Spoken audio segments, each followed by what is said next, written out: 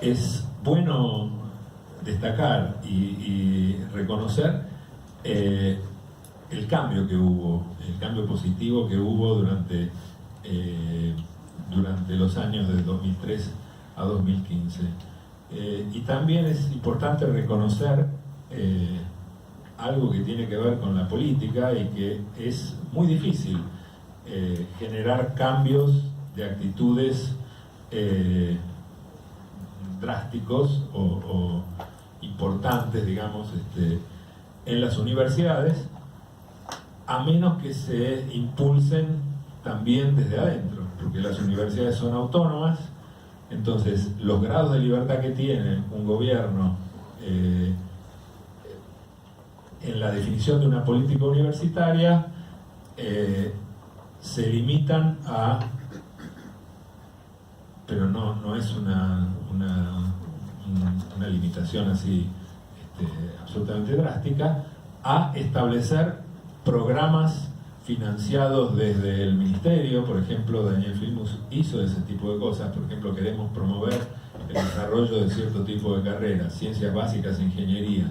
Entonces se crea un programa de becas para estimular las vocaciones en eso, para equipar laboratorios en eso, para instalar grupos de investigación en esas áreas, etcétera, etcétera. Y las universidades pueden presentarse o no haciendo uso de esa autonomía. Claro, ese tipo de estímulos a través de programas externos muchas veces son caracterizados desde adentro de la universidad como intervenciones encubiertas del gobierno de turno, que viola la autonomía universitaria porque nos ahoga presupuestariamente, y la única manera de tener presupuesto es acceder a esos programas. O sea que en el marco de reducciones presupuestarias hacer eso es imposible, ¿no? Algo de eso se hizo en los años de 2003 a 2015, pero me parece que no se hizo lo suficiente y no fuimos capaces, yo creo, de revertir la situación de statu quo de muchas universidades, en particular de la Universidad de Buenos Aires, salvo la Universidad de Córdoba, que tuvo una gestión importante de la mano de Carolina Scotto y Escoco y Pancho Tamarit, que desgraciadamente hoy está en manos de un personaje como Yuri, que es un tipo bastante nefasto. Salvo esos ejemplos en las grandes universidades, no fue posible porque funcionan de manera muy corporativa, y los instrumentos de los incentivos institucionales para las universidades, para que se produzcan esos cambios de actitudes de esas instituciones, no fueron suficientes. Así que si yo tuviera que identificar algún tipo de un área, un tema en donde un próximo gobierno nacional y popular tendría que poner su atención, es en eso, en establecer un vínculo con las universidades nacionales en donde se definan objetivos claros para promover la investigación en serio en el ámbito de las universidades. Yo miraba, soy amigo de Sergio Resende, que es un tipo que fue ministro de Ciencia de Lula durante la primera gestión y media de Lula. Y él decía realmente, si Lula tenía esa actitud hacia los compañeros del PT que trabajaban en el ámbito científico y universitario, de cierta admiración y adoración, ¿no? Un obrero industrial que siempre había querido ser, que había querido estudiar, tenía mucho respeto por eso, ¿no? Nosotros también tuvimos eso de la mano de Néstor y Cristina, pero tal vez es por la estructura del sistema universitario brasilero, donde la autonomía tiene una importancia mucho más, bastante menor. Ahí hubo un programa de estímulo de creación de universidades, que frente a lo que nosotros hicimos es muchísimo mayor. Se crearon universidades a rolete, no tengo el número, pero en muchísimos lugares. Pero la creación de universidades venía con condiciones impuestas por programas del gobierno federal. En donde se creaba una universidad, se tenía que crear un laboratorio de investigación en física, un laboratorio de investigación en química, un laboratorio de investigación en biología, en matemáticas, en ciencias básicas. Y yo solo hablo de ciencias duras porque es de lo que sé. Y también había una contraparte en el ámbito de las ciencias sociales, de grupos de creación de grupos de investigación. Uno habla, no sé, en la Universidad en Paraíba o en lugares remotos, y hay grupos de investigación cuyo propósito no es, los físicos por ejemplo, no es enseñarle a los estudiantes que estudian física, porque ahí no se estudia física, sino que es enseñarle física a los que estudian física, como parte de su currículo, que pueden ser médicos, farmacéuticos, ingenieros, fundamentalmente ingenieros, o estudiantes de tecnicaturas de distinto tipo. Pero esa fuente de... eso en el sistema universitario argentino realmente no existe. Uno va a universidades del interior, se pregunta, yo pregunto quién enseña física en la Universidad de Catamarca, por poner un caso donde, no en Catamarca no tanto porque ha habido como mucha interacción con Córdoba, pero en otras universidades del interior, que no voy a nombrar, y bueno, son profesores de escuela secundaria que tienen sus horas de docencia en el ámbito de la universidad, etcétera, etcétera, que sin menospreciar no es el tipo de perfil de docente universitario que tiene que estar vinculada a la investigación por un problema que tiene que ver con la calidad de la enseñanza que se imparte y con el objetivo de formar personas que no tengan una actitud pasiva de recibir el conocimiento, sino que sean partícipes de la creación del conocimiento, que por lo menos se formen en un ámbito en donde convivan con aquellos que están por lo menos tratando de mover la frontera del conocimiento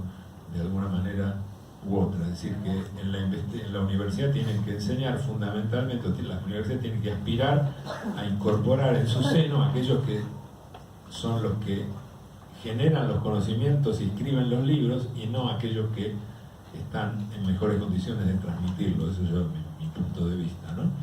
Pero es mi visión de cómo son las cosas. Así que un primer objetivo es promover el desarrollo de la investigación científica en el ámbito universitario, dirigido tal vez en ciertas áreas estratégicas, en donde se perciba la existencia de una demanda de ciencia y tecnología en determinadas áreas, que puede ser telecomunicaciones porque está lo vinculado a los satelitales, etc. Hubo creación alrededor de INVAP, por ejemplo, en Bariloche se crearon carreras de ingeniería en telecomunicaciones, tanto en la Universidad de Río Negro como en el Instituto Balseiro. En Comahue, sí, en la sede de Comahue, en Río Negro y en el Balseiro también. Pero bueno, esas fueron respuestas del sistema universitario a una demanda que había.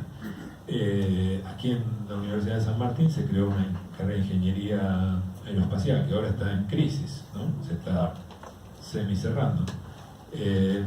Pero bueno, ese tipo de estímulo a la creación y el incentivo de la investigación científica en universidades a través de programas gestionados desde el Ministerio de Educación con un claro objetivo político, en el marco, ¿no?, en un contexto donde no sea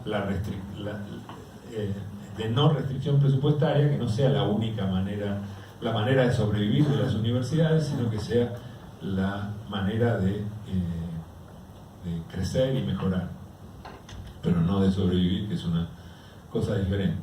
Bueno, universidad y ciencia, como conclusión, y sistema científico, la universidad es prácticamente el lugar en donde hay más gente haciendo investigación de todo el país, el sistema universitario. Estos 21.000 personas, 30.000 docentes investigadores, entonces es un centro fundamental del sistema científico, que tiene como objetivo la formación de recursos humanos, la investigación básica, etc. Además de la universidad está el CONICET, y el CONICET también tiene muchas características similares a las universidades, a la universidad, en el sentido de que no es un organismo que haya sido creado con el fin de resolver un determinado problema de la economía, de la sociedad, etcétera. No fue creado para eso. Por supuesto que yo digo, si yo leo la ley de creación del CONICET, que fue un decreto ley, después es una ley, y después pasó a ser un decreto, que es el último decreto desde el año 97 de Menem, se rige por ese decreto, pero ahí están establecidos los objetivos del CONICET. Eso son decisiones políticas que podrían ser cambiados, ¿no? Uno podría reorientar el CONICET de acuerdo a cierto criterio, pero bueno, habrá que ver si eso es razonable o no. Pero el CONICET no fue creado con un fin específico de resolver un dado problema, fue creado con el objetivo de promover el desarrollo de la ciencia y la tecnología en cualquier ámbito del Estado en donde ésta se practique, se cultive, ¿no? Y promover el desarrollo de la ciencia y tecnología, para los creadores del CONICET, quería decir velar por el cumplimiento de ciertos estándares. Hacer ciencia e investigación es hacer cierto tipo de cosas, y el CONICET lo que hace es acreditar que las personas que lo integran hacen ese tipo de cosas. Si vos haces investigación, tenés que hacer esto. Uno puede discutir si hay que publicar papers, si hay que hacer patentes, si hay que sé yo. Pero hay ciertos estándares de calidad que el CONICET pretende, y creo yo en buena medida ha logrado mantener. Pero para tener una idea de lo que se está hablando, estamos hablando de una institución que, frente a lo que es el tamaño del sector de investigación de las universidades, es pequeña. Es la mitad de los docentes de educación exclusiva que trabajan en las universidades, es la planta total de investigadores del CONICET. Roberto Salvareza les habrá contado lo que pasó con el CONICET entre 2013 y 2015. Yo creo que es una historia que merece ser contada y merece ser insistida, porque es uno de los logros que tiene la gestión de Néstor y Cristina que emocionan. El CONICET en el año 2003 tenía 3.500 investigadores, una edad promedio de 57 años aproximadamente, creo yo, o algo así, más de 55. Hoy tiene 10.000 investigadores, la edad promedio ha bajado, hay muchísima gente joven, es un organismo que tiene una vitalidad enorme y que en buena medida la resistencia que ha ofrecido a las políticas de los últimos años del macrismo se debe a eso, ¿no? al rejuvenecimiento y al renacimiento del CONICET desde el año 2003. Y se hizo como se pudo, ¿no?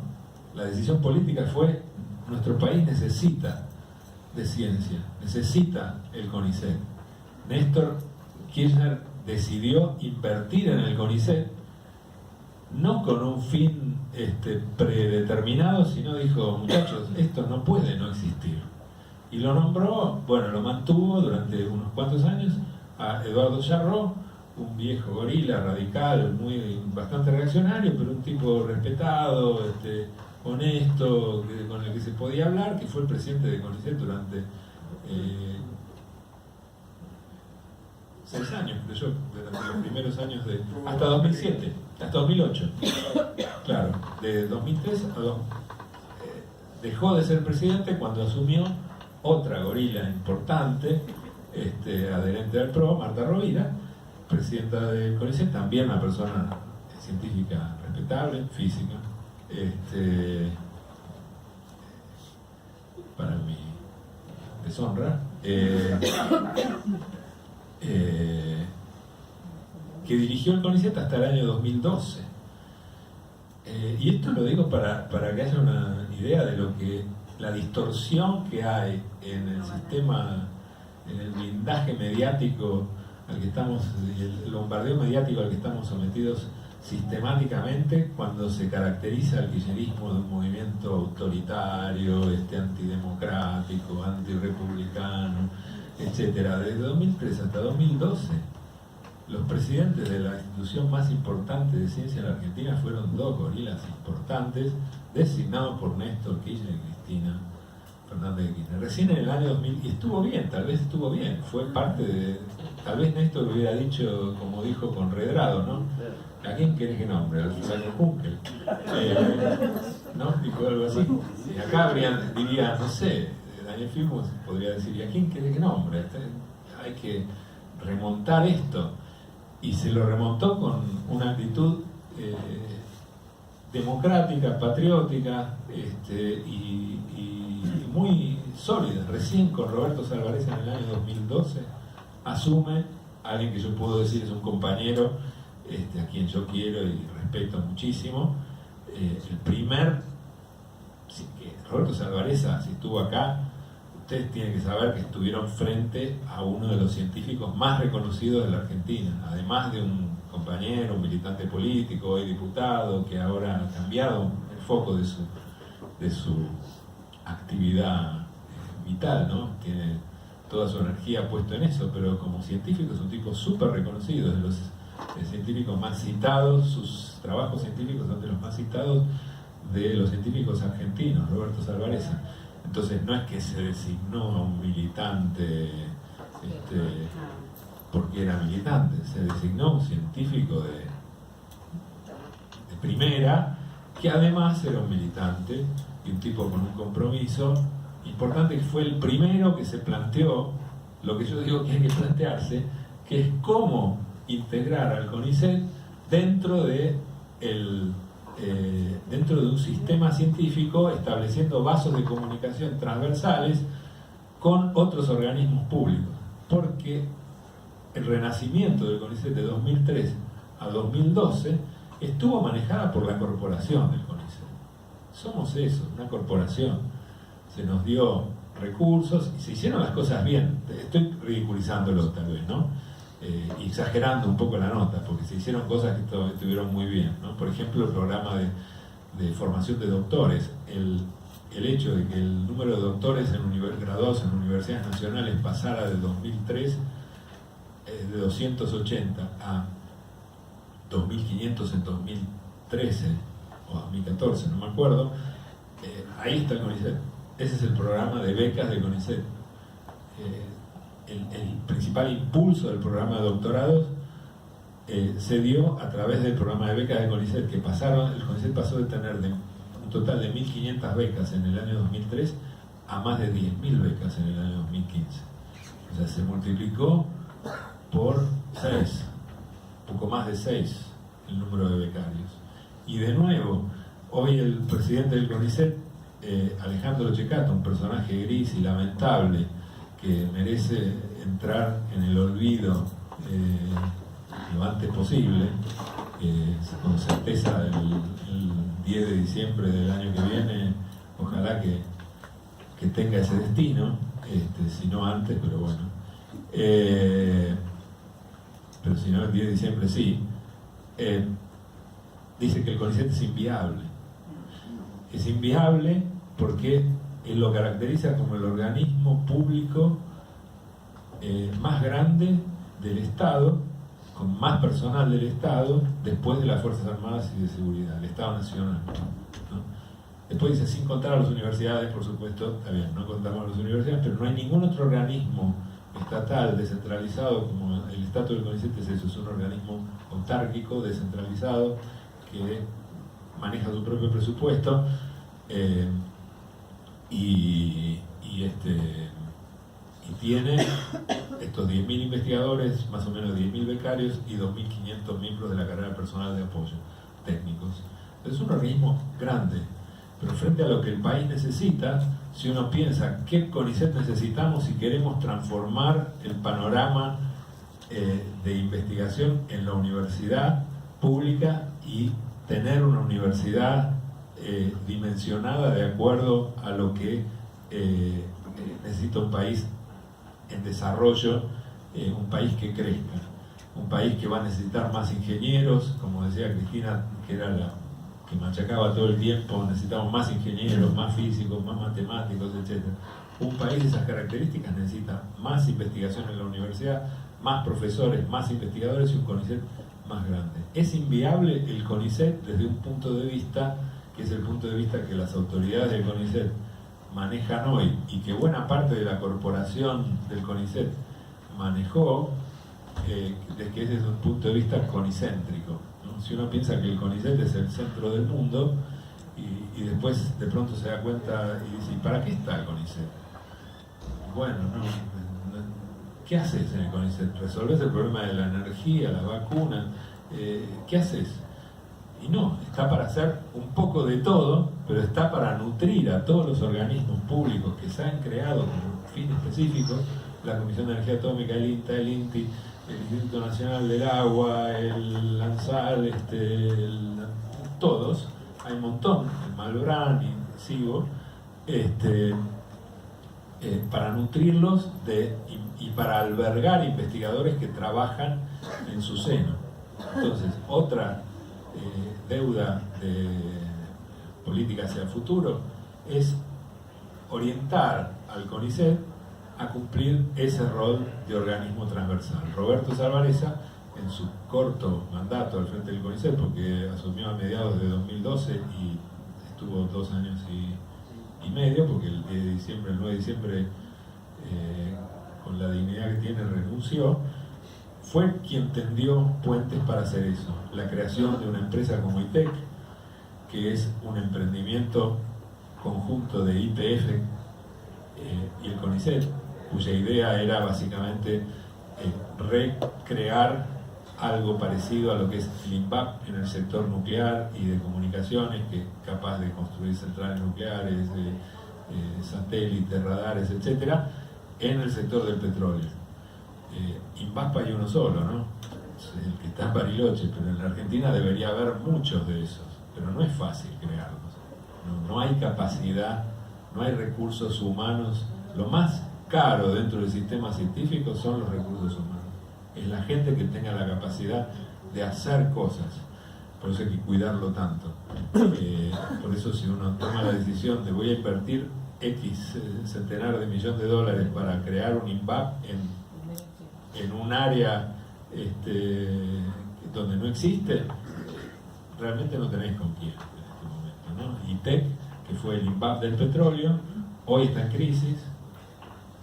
Yo sé menos de ITEC que Eduardo, que les podrá hablar, pero el auge hacia el que se encaminaba a fines de 2015, hoy se ha chocado contra la cruda realidad del proceso de desindustrialización, desinversión, y la inversión petrolera viene del extranjero y no hay una política de generación de tecnología propia, ¿no? ¿O me equivoco? Roberto Salvarezza es responsable de la creación de ITEC, que es un ejemplo virtuoso de hacia dónde tendría que orientarse el CONICET. Organismo en donde se hacen muchísimas cosas que hoy son caracterizadas como inútiles, pero quienes los hacen, en el CONICET hay 4 áreas, se divide en 4 el CONICET básicamente. La gente de ciencias sociales, va a estar Dora Barranco, le pueden preguntar a ella que describa cómo es el ámbito de las ciencias sociales en el CONICET, que es una virtud del CONICET, que haya un cuarto de CONICET dedicado, 25% dedicado a la actividad de los científicos sociales. En otros países no pasa eso. Los organismos en los cuales trabajan los científicos duros, porque, en otros países están muy separados de los científicos sociales. Acá el hecho de que convivan dentro de las mismas instituciones es importante y es una virtud. Y que se ha desarrollado mucho en la investigación de ciencias sociales durante los últimos años, pero se ha fortalecido y es muy bueno. Pero el 25% de ciencias sociales, y después hay un 22% que sería el ámbito más aplicado, que es ingeniería, tecnología agraria, materiales, etcétera, que tiene un perfil netamente aplicado, y después estamos los inútiles, que hacemos ciencia básica como diría el ministro hoy, con el único propósito de recrearnos y satisfacer nuestro ego para que nos publiquen trabajos en revistas prestigiosas y nos lo citen y nos hagan reportajes y qué sé yo. Ahora, entre esos inútiles hay inútiles como Gabriel Rabinovich, por ejemplo, que en los últimos años ha generado una serie de patentes de medicamentos que son muy prometedores en nuevas terapias contra el cáncer. Así cualquiera de nosotros, yo y cualquiera ser humano sensible, tiene que estar muy interesado en lo que hace Gabriel, es un tipo que pertenece al 50% de los inútiles. También dentro de los inútiles está Raquel Chan, que es la inútil que generó la patente de la semilla de soja resistente a la sequía, que el año pasado rindió, este año hubo sequía, y las semillas de Raquel Chan, que todavía no están aprobadas por ANMAT, Raquel me contaba, no sé si pasó algo más recientemente, pero me lo contó hace un par de meses, no están aprobadas, están aprobadas en toda la parte biológica de salud sanitaria, pero lo que no está es la aprobación del mercado, vinculado a el impacto que tendría la aparición de eso dentro del mercado, ¿no? No están inscritas en INASE. ¿Cómo? No están inscritas en INASE. Está la aprobación, está aprobada. Pero la aprobación de la parte sanitaria. Todas. Pero no están inscritas en INASE, no están en el mercado. Claro, no están en el mercado, pero no están en el mercado por alguna razón de que hay alguien que no aprueba algo. Yo no soy el experto. Eso es lo que me dijo Raquel, no sé. O me equivoco. Bueno, la semilla de soja resistente a la sequía rindió 27% más que la soja testigo en la última sequía, en la sequía de este año. El 27% de la producción de soja de la Argentina es mucha plata. Son 25.000 millones de dólares la producción total, así que calculen el 25%, son miles de millones de dólares. Es una locura que se caracterice un organismo que es capaz de generar este tipo de cosas de la mano de los inútiles, donde también está Ernesto Calvo, por ejemplo, y nombro con nombre y apellido para que sepa que existen de verdad, que es el inventor de una tecnología de extracción de litio que promete ser muy revolucionaria y que está en investigación su posible aplicación en la zona de Jujuy, que es uno de los reservorios de litio más importantes del mundo. Y así podría seguir dando ejemplos. Es decir, que dentro del CONICET, pese a que no hay el mandato de resolver uno u otro problema específico, hay gente que a partir de la investigación básica, motivada por su curiosidad y a veces por darse cuenta de que, bueno, detrás de esta pregunta que yo me acabo de formular, básica acerca de la inmortalidad del cangrejo, está esta beta que puede dar lugar a un producto que a lo mejor sirva para algo. Mucha gente que hace eso dentro de los inútiles del CONICET. Pero yo insisto siempre, por más que esto es una realidad que uno no puede desconocer, la existencia de personalidades y de grupos enteros de mucha gente, como la de Gabriel Rabinovich, Raquel Chan, Ernesto Calvo y muchos otros, el objetivo del CONICET no es hacer estas cosas.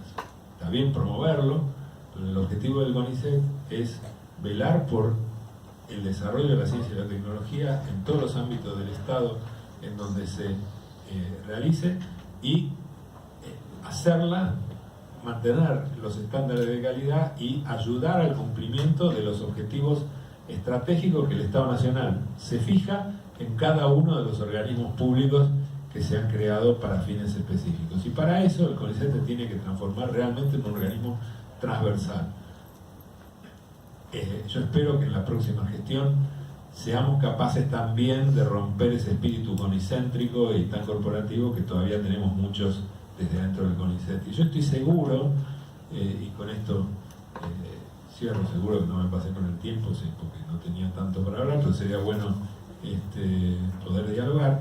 Yo creo realmente que si tenemos la oportunidad de volver, y creo que va a ser así, las cosas van a ser mucho mejores. Vamos a volver en un país ciertamente devastado, pero comparado con el país que recibió Néstor, tal vez estemos todavía un poquito mejor porque venimos cayendo de muy arriba, y vamos a volver de manera distinta de como tomó el gobierno Néstor en el año 2003, donde si uno mira cómo fueron las cosas y lo que acabo de contar sobre cómo fueron las cosas en el CONICET, el reverdecimiento del CONICET de la mano del establishment básicamente, se asumió el gobierno sin un conjunto de cuadros y de colectivos con experiencia de militancia y de elaboración de propuestas y de generación de programas. Sin eso, y sin eso se hizo lo que se hizo. Hoy estamos en condiciones diferentes, porque además de tener el saldo a favor de los años de kirchnerismo, tenemos un conjunto de compañeros y de colegas en el ámbito científico, ciertamente existe, que han demostrado capacidad de organizarse en la resistencia, de actuar, de militar, de pensar, de generar propuestas. Entonces, eso es un capital que hoy está siendo acumulado, que si somos gobierno de nuevo, a lo mejor estos desafíos de tener un sistema científico en serio, de poder generar una política industrial, tema en el cual yo no soy un experto, pero es una de las cosas que me parecen más importantes de discutir, ¿no? Y yo he leído cosas que escribió Eduardo que me parecieron excelentes sobre cómo hacer una política industrial que sea viable, cómo identificar nichos de desarrollo industrial que puedan existir, qué tipo de ciencia y tecnología necesitan, cómo orientar el sistema científico hacia cumplir con esas demandas, etcétera. Todo eso necesita mucho pensamiento, mucha cabeza, pero tiene que ser un pensamiento alejado de lo corporativo y decirle, bueno, al próximo presidente del CONICET que lo nombremos va a ser un tipo que trate de que el CONICET esté lo mejor posible, que no hagan olas, que no lo jodan, sino que realmente tenga un plan de mover esa institución hacia cumplir otros objetivos distintos de lo que está cumpliendo hoy. Y lo mismo con las universidades. En las universidades es mucho más difícil porque organismos como el CONICET son muy verticales, intervenir desde arriba, después hay que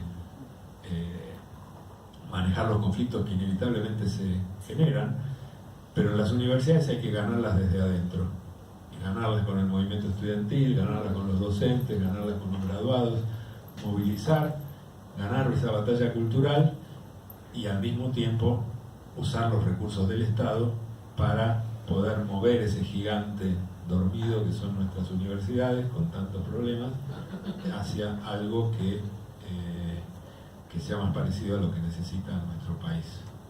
Bueno, eso es más o menos lo que...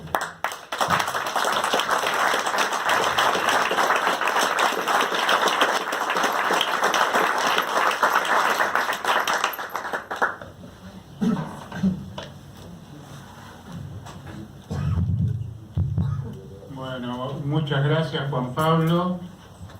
Tenemos tiempo de preguntas, comentarios.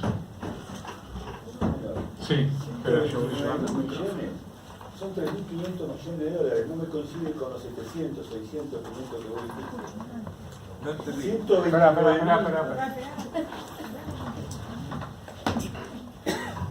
Perdón, 129.000 millones de pesos que vos nombraste del presupuesto Universitario. universitario son 3.500 millones de dólares. 4.000 millones de dólares, sí.